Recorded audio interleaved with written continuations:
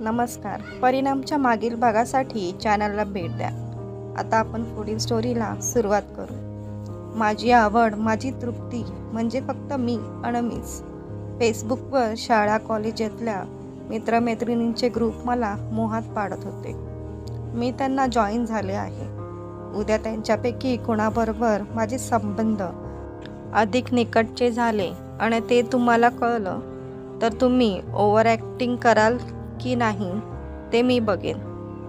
रोहनचा चेहरा रागानं लाल झाला. म्हणजे तू मला माझं बोलणं अजून संपलं नाही आहे.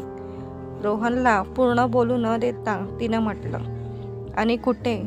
दोघांपैकी केवळ एकासोबत राहणं त्यांना त्रासदायक होईल हे तुम्हीच ठरवून टाकलात. पण खरी गोष्ट त्यांना समजली तर त्यांच्या मनावर काय परिणाम होईल याचा विचार नाही केला. आईवडील मुलांचे रोल मॉडेल असतात. त्यांच्या त्या कल्पनेला धक्का लागला तर दोन गोष्टी घडतात. एकतर मुलं फ्रस्ट्रेट होतात, डिप्रेस होतात, नाहीतर त्याच्याचप्रमाणे वागू लागतात. तुमची करिअर माइंडेड मुलगी उद्या तुम्हाला म्हणाली की आईच्या आयुष्यापेक्षा मला स्वतंत्र, स्वावलंबी आणि मुक्त असं सारा किंवा रीताचं आयुष्यच आवडतं. मी नोकरी करेन पण लग्न न करता अमका तमक्याबरोबर लव्ह इन रिलेशनशिपमध्ये राहीन तर तुम्हाला ते झेपेल का? किंवा तुमचा मुलगा सून न आणता? रोहन खरोखर हादरला. हा विचार त्याच्या मनात आलाच नव्हता. फक्त आपलं निरपराधित्व सिद्ध करण्याच्या नादात तो हा पैलू विसरलाच होता. तरी त्याने संतापून विचारलं, मला धमकी देते आहेस? नाही, अजिबात नाही. फक्त जे आयुष्य तुम्ही जगताय त्याचे परिणाम सांगते. मी तुम्हाला विनवते आहे, आपला सुखाचा संसार उगाच हट्टाचा पायी मोडू नका. जे घडलं ते तिथंच सोडायची तयारी असेल तर मी ही सर्व विसरायला तयार आहे.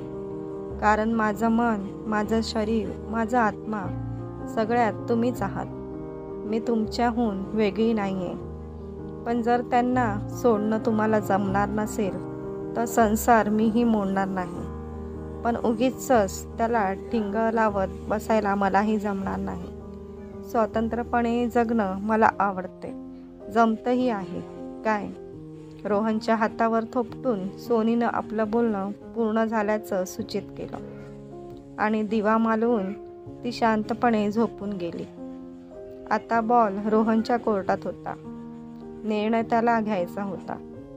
नेहमीची वाक्यपटुता आज कामी आली नाही. परिणामाचं गांभीर्य लक्षात आलं होतं. तर मित्रांनो, स्टोरी आवडल्यास व्हिडिओला लाईक करा आणि चॅनलला सबस्क्राईब करायला विसरू नका.